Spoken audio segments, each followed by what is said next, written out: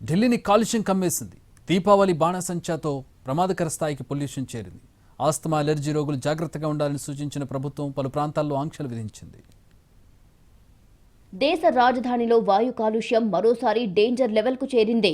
ఎన్ని ఆంక్షలు విధించినా దీపావళికి భారీగా సిటీ జనం, శివారు ప్రాంతాల ప్రజలు భారీగా బాణాసంచా పేల్చడంతో జనం ఊపిరి పీల్చుకోవడమే ప్రమాదకరంగా మారింది. ఎయిర్ క్వాలిటీ ఇండెక్స్ అనేక ప్రాంతాల్లో గాలి నాణ్యత దారుణంగా పడిపోయిందని వెల్లడించింది. పశ్చిమ ఢిల్లీలోని పుసాలో AQI 359గా నమోదయ్యింది. అలాగే షాదిర్పూర్లో ఎయిర్ క్వాలిటీ 392గా రికార్డయ్యింది. అక్షర్ధామ్ ప్రాంతంలో అయితే వాయు నాణ్యత ఏకంగా 426గా ఉంది. ఈ సీజన్లో ఢిల్లీలో ఇదే అత్యధిక కాలుష్య స్థాయిని CPCB వెల్లడించింది. దీనివల్ల అక్కడి ప్రజలు ఇళ్లను వదిలి బయటికి రావడం లేదు. చాలా మంది శ్వాస తీసుకోవడంలో ఇబ్బంది పడుతున్నారు. ఆస్తమా, అలర్జీతో బాధపడుతున్న వారు చాలా జాగ్రత్తగా ఉండాలని వైద్యులు సూచిస్తున్నారు.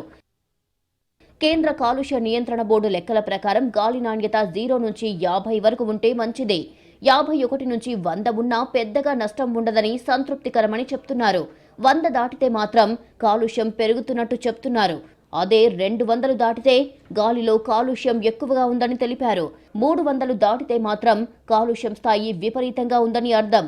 ప్రస్తుతం ఢిల్లీలోని పలు ప్రాంతాల్లో గాలి నాణ్యత 350 దాటేసింది. దీంతో ఢిల్లీ గ్యాస్ ఛాంబర్గా మారింది. దీపావళికి ముందే కాలుష్య స్థాయి పెరగడంతో ఢిల్లీ NCRలో GRAP స్టేజ్ 2 ఆంక్షలు సర్కార్ విధించింది. Commission for air quality management దేశ రాజధాని ప్రాంతంలో గ్రేడెడ్ రెస్పాన్స్ యాక్షన్ ప్లాన్ అమలు చేస్తున్నట్లు వెల్లడించింది. వాహనాల నుంచి వచ్చే పొగతో పాటు శీతాకాలంలో చలి బాగా పెరగడంతో కాలుష్యం పెరుగుదల తీవ్రమైనట్లు అధికారులు చెబుతున్నారు.